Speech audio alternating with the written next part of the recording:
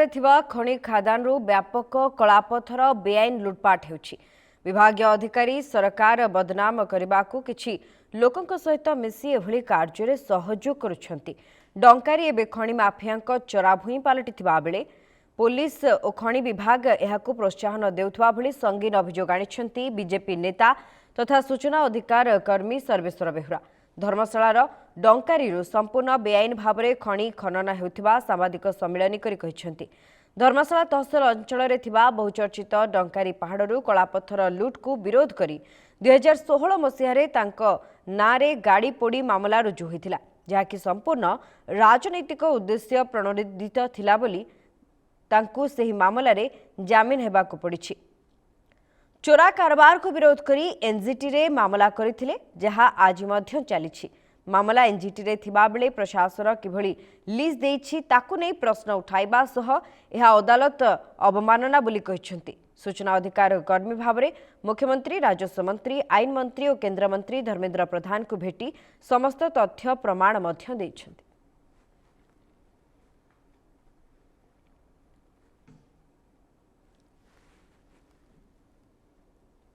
धर्मशाला तहसिल अंचल में बहुचर्चित डंकारी पहाड़ू कलापथर लुट को विरोध करी 2016 मसीह सर्वेश्वर बेहुरा नारे एक गाड़ी पोड़ी मामला रुजु होइथिला, जहाँकि संपूर्ण राजनैतिक उद्देश्य प्रणोदित थिला बोली गतकाली तांकू से मामला रे जामिन मध्य हेबाकु पड़िछि।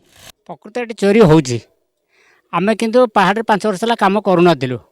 आम एमएलए जितिलाडो आमे केवल काम कलु माटी ताड़िकरी। एमएलए जो कहले माटी कांडी तुम नब का खादान पशबनी का खादान चोरी करनी, जहाँ मु जो प्रतिश्रुति दूसरी से प्रतिश्रुति तुम कम कर कि माटी कांडी छड़ा कहानी खादान पशबनी। आम से गोटे माहल गछ अच्छी मुझे ताड़ी ताड़ी से ये कर से गाड़ी आणिक माल सीज कर आमको कम कर दौना पहाड़ में। गोटे चाइना बोर देखले, गोटे चाइना बोर देखले इे कहते प्लास्टिक होने कंप्रेसर चलुची आमको ये सांतना देकी से चाइना बोर फुटे आम घर द्वारा नष्ट कर।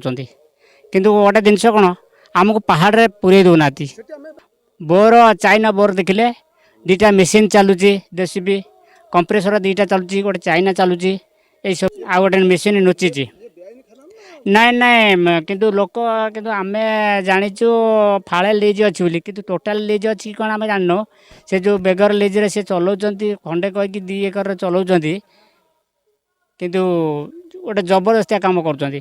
आम ये कहला बेलू कहे तुमको कम ना तुम पहाड़ में। हाँ टिकिया बड़ कथा ये चली। अधिक सूचना देउछंती संपर्क में फोन लाइन जोड़ी होती प्रतिनिधि बसंत नायक। बसंत जानिबा पई चाहिबू बारंबार अभियोग आसुची खनि खादान व्यापक कलापथर बेआईन लुटपाटर धर्मशाला अंचलरू एने सरकारी अधिकारी मध्य सामिल रहिथिबा कथा बारंबार सामना को आसुची। कौन रही अधिक अपडेट एवं किभली भाव में सलासुतरा कार्य एठारे चली? देखो डंकारी आउ धर्मशाला तहसिल अंचल में जो व्यापक कलापथर बेआईन कारोबार जो लुटपाटर कथा आज की दीर्घ दिन धरिकी गणमाध्यम प्रकाश पाई आसूला ताकू नेइकरी जेतबेले गत काली सर्वेश्वर बेहुरा जी रही बीजेपी नेता और जी रही सूचना अधिकार कर्मी सी काली ए कथा को जो सांबादिक सम्मेलन करके कथा को सामना को आनी तो कौटी ना कौटी ये एक संवेदनशील प्रसंग कालीठू धर्मशाला तहसिल बेआईन लुटपाट होना बोली जो प्रशासनिक अधिकारी माने बारंबार ये लिगाली चली जो कथा से जो सफेई जो कहते बर्तमान एक प्रकार मिछ प्रमाणित कर सर्वेश्वर बेहुरा।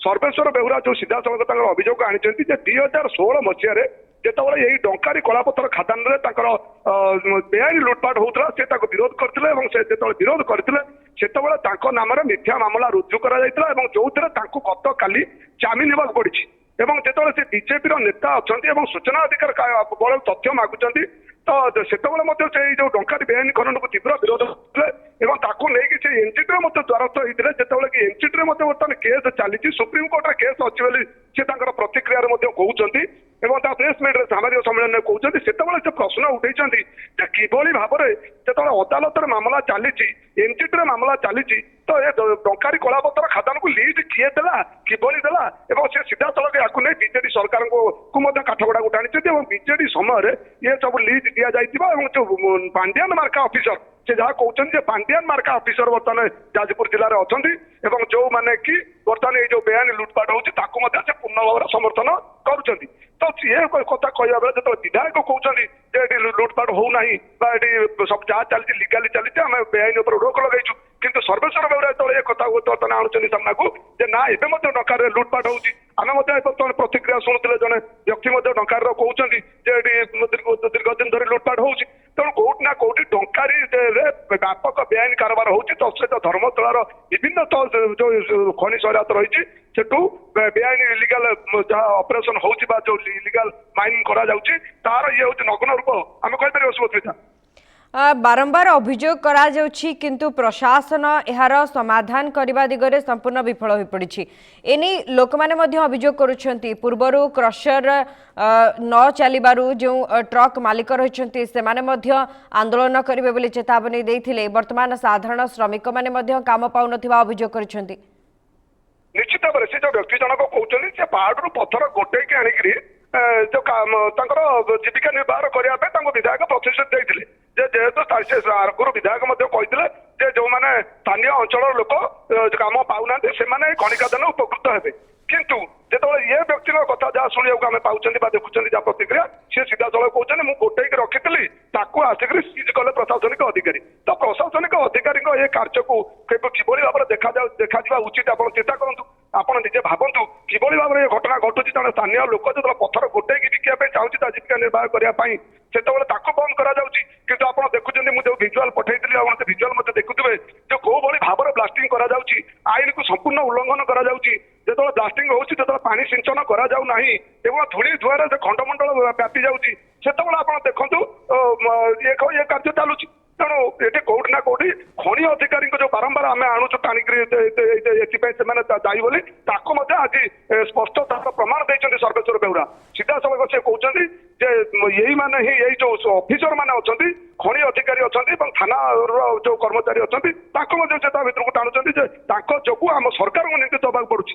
ଯେତେବେଳେ ମୋହନ ସରକାର ଜିରୋ ଟଲରାନ୍ସର କଥା କହୁଛନ୍ତି, ଶୂନ୍ୟ ସହନଶୀଳତାର କଥା କହୁଛନ୍ତି, ସେତେବେଳେ ଯେତେବେଳେ ଏଇ ଯୋଉ ଖଣି ଅଧିକାରୀ ରହିଛନ୍ତି ଏବଂ ଏଠି ଯେ ଯୋଉ ପ୍ରଶାସନିକ ଅଧିକାରୀ ରହିଛନ୍ତି ସେମାନଙ୍କର ଏଇ ଯୋଉ କାର୍ଯ୍ୟକଳାପକୁ ସେ ଦୃଢ ନିନ୍ଦା କରିଛନ୍ତି ଏବଂ ଟଙ୍କାରୀରେ ଯୋଉ ବେଆଇନ ଖନନ ଚାଲିଛି ତାର ସେ ଆଗାମୀ ଦିନରେ ପର୍ଦ୍ଦାଫାଶ କରିବେ ଏବଂ ବିଗତ ଆଗାମୀ ଦିନରେ ଆକୁ ନେଇକି ମଧ୍ୟ ସେ ପୁଣି ଅଦାଲତକୁ ଯିବେ ଏବଂ ବର୍ତ୍ତମାନ ଯୋଉ ତହସିଲଦାର ଅଛନ୍ତି ଶୁଭଙ୍କର ମହାନ୍ତି ଅଛନ୍ତି ତାଙ୍କୁ ସିଏ ମଧ୍ୟ ଆଗାମୀ ଦିନରେ ଅଦାଲତ ଦେଖିବେ ବୋଲି ମଧ୍ୟ ସେ ତାଙ୍କର ସିଧାସଳଖ ଚେତାବନୀ ମଧ୍ୟ କାଲିର ଯୋଉ ସାମ୍ବାଦିକ ସମ୍ମିଳନୀ ରହିଥିଲା ସେଥିରେ ସେ ଏ କଥା ମଧ୍ୟ କହିଛନ୍ତି।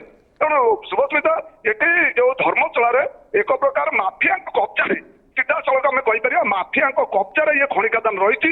କେବଳ ନାମ କିଛି ତ ନିର୍ଦ୍ଦିଷ୍ଟ କସର ଏବଂ ଖଣି ମାଫିଆଙ୍କୁ ଏଠି ପ୍ରୋତ୍ସାହନ ମିଳୁଛି ଏବଂ ଯେତେବେଳେ କି ଆମେ କହିପାରିବା ଯେତେବେଳେ କ୍ରସର ମାଲିକ ମାନେ ତାଙ୍କର ହାତ ବାନ୍ଧି ବସିଲେଣି, କ୍ରସର ମାଲିକ ମାନେ ମଧ୍ୟ ସେମାନେ ଆନ୍ଦୋଳନକୁ ଓହ୍ଲାଇବାକୁ ଚେତାବନୀ ଦେଲେଣି। ସେମାନେ ମଧ୍ୟ ଆମେ ଯେତିକି ଆମ ପାଖରେ ସୂଚନା ଅଛି କାଲି ବିଧାୟକଙ୍କୁ ଭେଟିଛନ୍ତି। ବିଧାୟକ ମଧ୍ୟ ଚାହୁଁଛନ୍ତି କୌଣସି ପ୍ରକାର ଏଇ ଯୋଉ ସ୍ଥିତି ଉପୁଜୁଛି ତାକୁ ମଧ୍ୟ କଣ୍ଟ୍ରୋଲ କରିବା ପାଇଁ ଚାହୁଁଛନ୍ତି। ସେ ମଧ୍ୟ ଚାହୁଁଛନ୍ତି ଯେ ଯୋଉ ବାରମ୍ବାର ଚିଠି କରୁଛନ୍ତି ଯେ ଆଇନ ଖନନ ହଉଛି କିନ୍ତୁ କୋଉଠି ନା କୋଉଠି ଇଏ ମାନେ ଯୋଉ କଥାରେ କହିছে ଲୁଚିଛି ନା ଗୋଡ ଦିଟା ଦିଶୁଛି। ଏଇ ଯୋଉ ଅଧିକାରୀଙ୍କର ଏଇ ଯୋଉ କାର୍ଯ୍ୟକଳାପ ତାଙ୍କର କହିବା ଆଉ କାର୍ଯ୍ୟ କରିବାର ଶୈଳୀକୁ ଦେଖିଲେ ଜଣା ପଡୁଛି କୋଉଠି ନା କୋଉଠି ଏ ଧର୍ମଶାଳାର ଖଣି ଖାଦାନରୁ ବ୍ୟାପକ ପରିମାଣରେ ଲୁଟପାଟ ଚାଲିଛି ଏବଂ ଯୋଉଥିରେ ରୋକ ଲଗାଇବା ପାଇଁ ତାଙ୍କର ଆନ୍ତରିକତା ନାହିଁ। ଯାହା ଆମେ କହୁନାହିଁ ଆମର ଯାହା ସାମ୍ବାଦିକ ସମ୍ମିଳନୀରେ ଆଜି କାଲି ଯାହା ସର୍ବେଶ୍ୱର ବେଉରା ସୂଚନା ମଧ୍ୟ ଦେଇଛନ୍ତି। ଆଉ गोटे तथ्य सामना को आसुछि जे तांको विरुद्धरे जो मामला रहितला तांको जामिन मिलिछि जे कहा जाउछि मामला एनजीटी रे थिबा बेले प्रशासन किभଳି लीज देछि ताकु नै मध्ये एक बड़ प्रश्नवाची सृष्टि होछि। निश्चित भाव में सुभस्मिता ये गोटे सबुठ बड़ प्रश्न ये किभଳି भाव में चंचकता करा जायछि। जदि सूचना अधिकार कर्मी सर्वेश्वर बेउरा जो कथा उठेइछन्ती या जदि सत्य जदि से प्रकृत जो तथ्य कहउछन्ती बारंबार दाबी करछन्ती मो पाखर सब तथ्य अछि मु प्रमाण सह जगैबी तो से ताकू जदि आमे नजर को नबा ताले ये कथा निश्चित भाव में सत्य जे कोभଳି भाव में एटी चंचकता करा जायछि। जो खनि माफिया को सुहाइबा पाई बा खनि माफिया को तांकर जो रोजगार आर्थिक संबल को वृद्धि करबा पाई कहि परिबा जे कलाधन जो सेमाना पुरौचन्ती ताको कोभଳି भाव में से तांको वृद्धि करि परिबे सेति पई पूरा तत्परता देखैचन्ती एवं कोर्ट जो अदालत को मध्ये अवमानना करिसन्ती। ए कथा हम निश्चित भाव में कहि परिबा कारण अदालत रे जेतବେଳେ ବର୍ତ୍ତମାନ ଏନଜିଟିରେ ମାମଲା ଅଛି, ସୁପ୍ରିମକୋର୍ଟରେ ମାମଲା ଅଛି ବୋଲି ସେ କହୁଛନ୍ତି।